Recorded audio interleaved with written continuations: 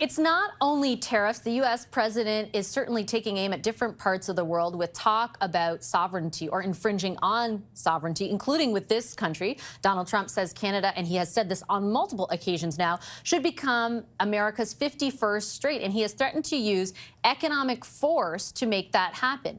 There's a new bill, though, right now before the U.S. House of Representatives seeking to withhold federal funding for American operations to invade or seize territory from Canada, Panama, or Greenland. Democratic Congressman Seth Magaziner introduced that bill. He's with us live right now. Hi, Congressman. Good to have you here. Thank you so much for making the time. No, happy to be with you. Thanks for having me. I have a number of questions about this bill and of course, the threats to Canada. I just got to get you on that market sell-off, if you don't mind. The comments about a recession, because it's all connected to the tariff threats as well. Your reaction to just how much of a sell-off there was and how markets are reacting to talk of a recession right from the president's own mouth.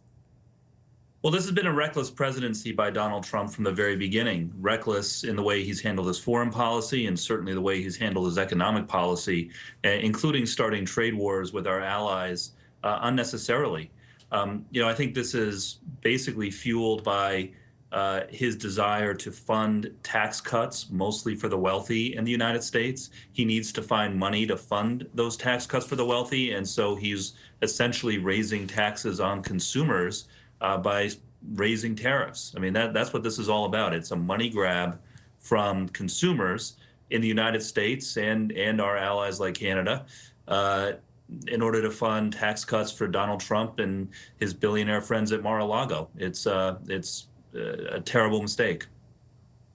Do you have any sense of, look, he often says he has a mandate, and clearly, through the election results, in one respect, he does. But do you think that people, from your conversations, voted for him thinking that that he was going to impose these tariffs into this economic reaction? Well, first of all, Donald Trump has never cleared 50% of the popular vote any of the times he's run for president. He won the election, but he won by a narrow margin. And he won with a promise to lower costs for consumers and lower inflation, not raise costs. Tariffs are a tax on consumers, plain and simple. And he is asking the consumers to pay this tax in order to fund tax cuts for the wealthy. And that's what this is all about.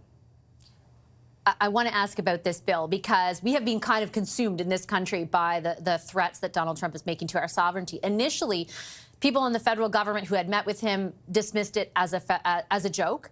Over time and with repetition of the threat to make us the 51st state, it's certainly the view of it here, and in particular among members of the government, has changed to being much more serious. Do you think ultimately Donald Trump is serious when he talks about annexing Canada?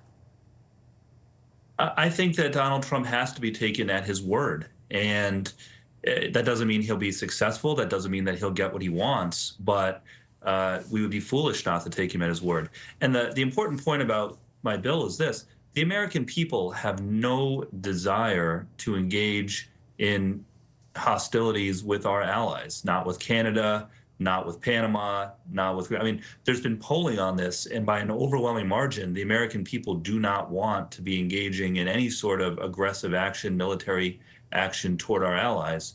But Donald Trump's presidency, unfortunately, has been so chaotic. He himself is emboldened, and under the Constitution, it is Congress, not the president, who has the authority to declare war, and it's time for Congress to reclaim that authority. I don't think that it's likely that Donald Trump will take military action against Canada if he's left to his own devices, but we can't take that chance. And the mere fact that we're even talking about it is absurd.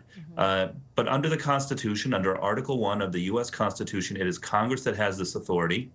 Congress, through the years, has voluntarily given a lot of leeway to presidents to engage in military hostilities for a period of time without congressional approval. We need to take that leeway back now because he has shown that he's not fit to exercise it responsibly.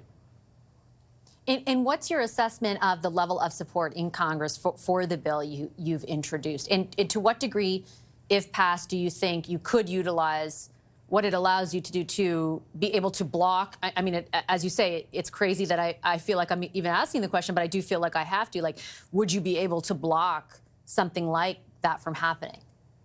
Well, we'll see. Unfortunately, a lot of my Republican colleagues, are either drinking the Kool-Aid and, will never cross Donald Trump or anything that he says or does. Others, I think, are privately very concerned, but are afraid of uh, facing primary challenges funded by Elon Musk and Trump's other allies. But, at a certain point, if Donald Trump does go down this road with Canada or with any of our other allies, the public backlash, I think, will be swift and will be strong because this is not what the American people want. So to answer your question, in the short term, I do not expect Republicans in Congress are going to give our bill a hearing, much less a vote.